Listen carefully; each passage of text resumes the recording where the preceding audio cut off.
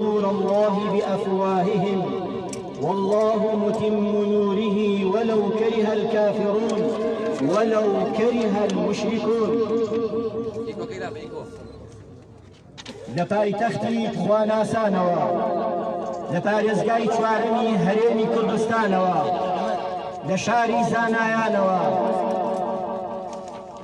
لە زاری نەوە و ڕۆڵەکانی شێخ مەحموودی حەفید و قازی و شێخ سەعیدی نورسی و شێخ عوبەیدوڵڵای نەهری و شێخ سەعیدی پیرانەوە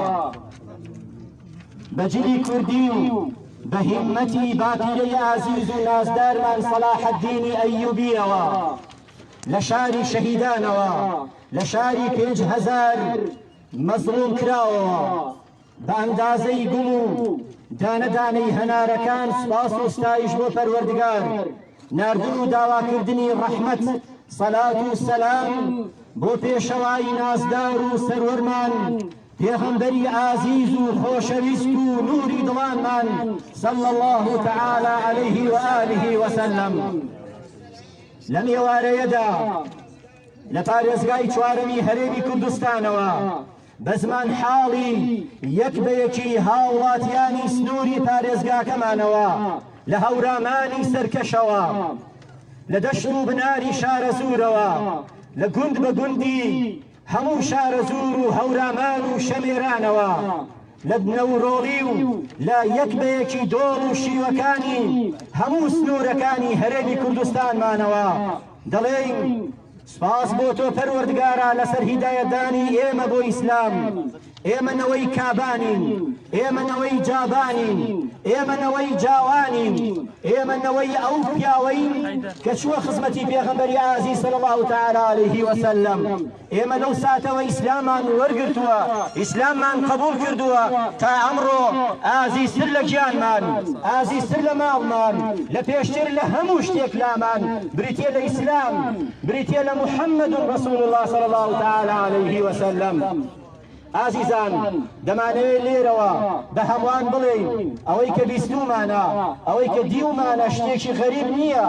لە دژایەتیکردنی ئیسلام، لە دژایەتیکردنی پەیام،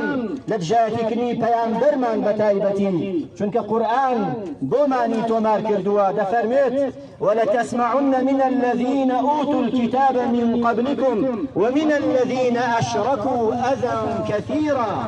ئەوەی کە ڕوویدا واشتێکی شاوەڕوان کراوە چونکە سنەتی ڕانگەوازی هەموو پێغەمبەرانە وەکەذلك جعلنا لكل نبي عدوا من المجرمين. ئەم ڕێگا و ڕێبازی پێغەمبەر و پێغەمبەرانە ڕێگا و ڕێبازی چاکسازیە، ڕێگا و ڕێبازی پاکسازیە، ڕێگا و ڕێبازی پێکەوە ژیانە، ڕێگا و ڕێبازی دژایەتی ستەم و ستەمکارانە، ڕێگا و ڕێبازی وەلانانی تاغوت و ملهوڕانە. بۆیە دژایەتی کراوە و دژایەتی دەکرێت. ڕێگا و ڕێبازی ئەخلاقە، ڕێگا و ڕێباشی برایەتی و پێکەوە ژیانە، ڕێگا و ڕێبازێکە کە مرۆڤەکان دەکا بە براو مرۆڤەکان ڕزگار دەکا لە کۆیلایەتی. ئیسلام ڕێگا و ڕێبازێکە هاتووە و دەڵێ مەتە استەعبەتم الناس وقد ولدتهم أمهاتهم أحرارا. پێمان دەڵێ ئەوەی کە ڕوویداوە ئەوڕۆ لە فەڕەنسا نمونەیەکە لە ڕووی ڕاستەقینەی عەولەمە و عەلمانیەت، نمونەیەکە لە ڕووی ڕاستەقینەی ئەو دیموکراسیەتەی کە هاوشێوەی لات و عوزا و مەنات ئەوڕۆ بتێکە و بەدەستیانەوەیە لە کوێویستیان ستەمە مرۆڤ و مرۆڤایەتی دەکرێت. پێم خۆشە مسلمانان دەویستان ڕاکێشن تەنها بۆ ئەو فەڕەنسایی کە بە لایکی دیموکراسی ئاژمار دەکرێت لە مێژوودا مشتێک چەند ڕۆژێک لە تاوانەکانتان پێپیشان دەم. ئەو فەڕەنسایی کە تەنها لەگەڵ جەزائیردا 1 ملیۆن جەزائیری کوشت لە ڕۆژێکی خۆپیشاندان و کردبوونەوەیەکی ناڕازیدا 45,000 هاوڵاتی سڤیل و بێتاوانی کوشت. فەڕەنسا ئەو وڵاتەیەکە کە لە سەرەکان هەتا ئەو ڕۆژ کە ئەمڕۆ کە 2020 کە لە سەرەکان هێشتا لە پاریس دانراون داوا دەکرێن بدرێتەوە هێشتا نایداتەوە. تا فەڕەنسا بریتی بوو لەو وڵاتەی کە هەرچی هەزاران هەزار ئافرەتی موسڵمانی کرد. فەڕەنسا پێویستە فرنسا لە قەیراندایە، ئەوروپا لە قەیراندایە، جیهان لە بەردەم گۆڕانکاریدایە، هەموو سیستەمەکان هەرسیان هێناوە، ئەوەی کە ماوەتەوە بە تایبەتی سەرمایەداری هەرسی هێنا، شوعیەت هەرسی هێنا، سۆشیالیستی هەرسی هێنا، ئەوەی کە ماوەتەوە ئەوڕۆ جیهان دەبێ بیبینێ و حکمی بگرێتە دەست بریتێ لە ئاین، لە نێو ئاینەکانیشدا بریتێ لە ئیسلام، ئەو ئیسلامەی کە هەموو ڕۆژێک ناوی محەممەد پێغەمبەر صلی الله تعالی علیه وسلم گوێی ماکرۆنەکانی کەڕ کردووە، هەموو ڕۆژێک ئیسلام بانگەوازێکە و دەڵێ هاکە ئیسلام گەڕایەوە، ئەخلاقی مسلمانان بازرگان. ئەوە کێ بوو سەرۆکی فەڕەنسا ڕەخنەی لە مێژووی مسلمانان گرت، ڕەخنەی لە حکمی خەڵکێک لە مسلمانان گرت، یان ڕاستە و خۆ لە هێڵی سووری ئێمەیدا کە بریتێ لە محەممەد المستەفا صلی الله تعالی علیه وسلم، هەتاوەکو هەموو لایەک بزانن کێ دەست پێشخەرە، ئەوە ڕالمە، کێ دەست پێشخەرە، ئەوە ستەمکارە، بەڵێ ئەوە ئەوانن بەڕاستی دیموکراسیەتەکەی ئەوانە ئافرەتێک بۆ پەرلەمانەکەی خۆیان بە حیجابەوە جێگەی نابێتەوە، ئەوە ئەوانن بەڕاستی هەڵکشانی ژمارەی مسلمانان لە فەڕەنسا و لە هەموو ئەوروپا بە شێوازێکی گشتی تەنگی پێڵچنیون، ئەوە ئەوانن دەیانێت لێرەوە پیلانێک دابنێن مسلمانان لە ئەوروپا ئاوارەکەن، چونکە دەزانن ئەوروپا تەنها بە ئیسلام دەبێت ئاشتی و ئارامی بۆ ناگەڕێتەوە، بۆیە بەردەوام دەبین لەسەر ئەخلاقی ئەو ڕەسوڵ اللهی صلى الله تعالى عليه وسلم كقرآن وصفي دكاو دفرني وإنك لعلى خلق عظيم، بردوام لسر رحمتي أو رسول الله وما أرسلناك إلا رحمة للعالمين، لهمان كاتا بردوام لسر أخلاقي أو رسول الله كقرآن ذكرنا والذين معه أشداء على الكفار رحماء بينهم، لبرامبر مسلمانان براي كمان بلي برادين تبادين أهل إسلام أهل قبلة مسلمانان كفرية ملة دبائر أهل قبلة وأهل إسلاميش إسلام هم كازات كيسمان بولانان ناو دسكتكانا كيسمان بتوان ويبشان رسول الله صلى الله تعالى عليه وسلم كيسمان بقران ويبشان وفيغمبر عزيزي كتنها وتنها أو كشتي رزقارمان كيس بقرينوا وسر رباز سنة وسيلة وفيغمبر عزيزي كأمر مرضايتي كيس بچه دراسة إسيان بصال تمنيو فيغمبر بكات چيكي بو مرضايتي چه قرانكاري چه دوري دروسيت ويا أميد من مسلمانان عزيز لفارز جاي شوارمي هرمي كردستانوا دلين بتايبتي هرمي كمان زور بتايبتي جيهانش بجشتي لبردن سيط لإيران ومترسي دورة دايا إيران نشمن دواري كإيش جاني دورة مانا آين بينه وروسان عن نشمن دوار دبي إيران بسيطي كزوري دو زوري هاواتلاني هرمي كمان هناوا بدستي كمينيكي سردستي زال مستمكاروا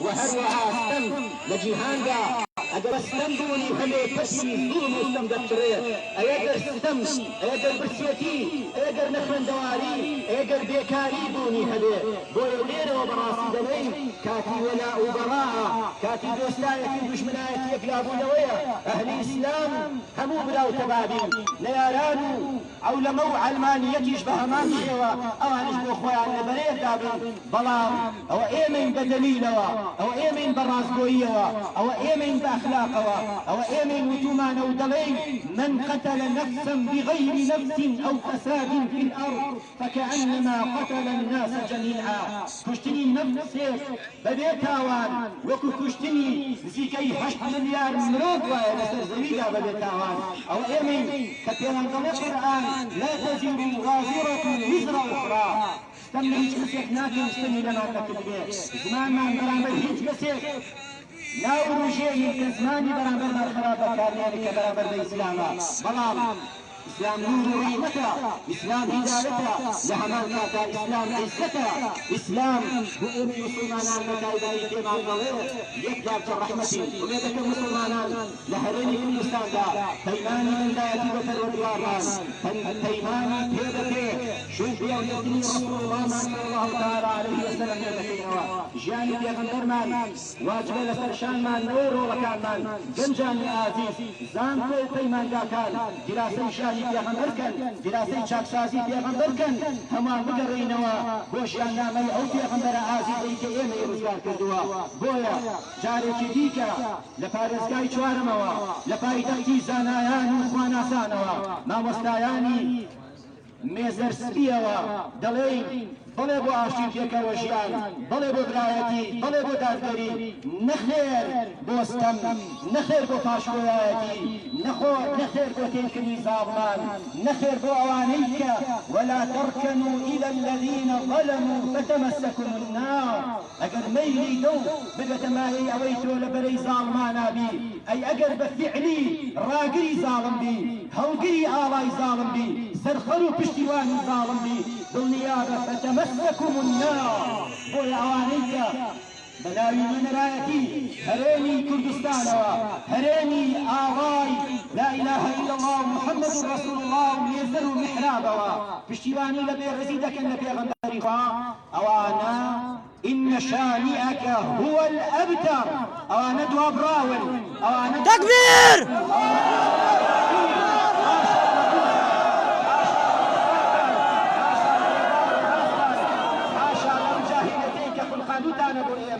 نفرت لدزيتان لچارسازيتان بناوي لبرينا ولا ليدزينتان بناوي باشا كوتا ولا باش كلتان بلا بو دادگري بلا بو بيكوشيان بلا بو خدمت كردني اخلاقي ملة كمان بلا بو اودار كنوي ولاتا كمان نخير بو سمو سمكاران جارتي ديك دلهم با كردستان من برازيني نوا وكو دايك عايش من دفرمي زينوا مجالسكم بالصلاة على النبي اللهم صل على سيدنا محمد اللهم صل على حبيبنا محمد اللهم صل على شفيعنا محمد بياني ما مستاياني محراب لفارزقاي هلبجا تكبير بياني سماوري هلبجا بياني كنز بياني بصالاتوان بياني آفرتان بياني نخندوانان بياني كاسكاران بياني سرجم جينو فيجو رخراو همو عزيزان وزرقاني محمد المصطفى صلى الله تعالى عليه وسلم وآخر دعوانا أن الحمد لله رب العالمين صاص روح ولاية صاص الله أكبر الله أكبر الله أكبر الله أكبر الله أكبر الله أكبر الله أكبر الله أكبر دەستخۆشی بۆ مامۆستا شێخ ئیبراهیم بەنوێنەری مامۆستایان و هەموو چوونی توێژەکانی پارێزگاوە قسەی کرد زۆر دەستخۆشی و سوپاسمان بۆ یەکەی ئیداری پارێزگای هەڵەبجە هەیە سوپاس بۆ برایان پۆلیسیان داوەڕێمان گرتبوونەوە جوانەکان شێخ دڵمانە محمد باجی دڵمانە محمد ڕۆح دڵمانە محمد لا إله إلا الله محمد رسول الله محمد رسول الله محمد رسول الله لا إله إلا الله لا إله إلا الله محمد رسول الله محمد رسول الله فداك يا رسول الله فداك يا رسول الله فداك يا حبيب الله فداك يا حبيب الله خواهی گەورە قبول کردبی دەستان خۆش بێ ڕوتان سوی بێ لە دنیا و لە دوار ڕۆژدا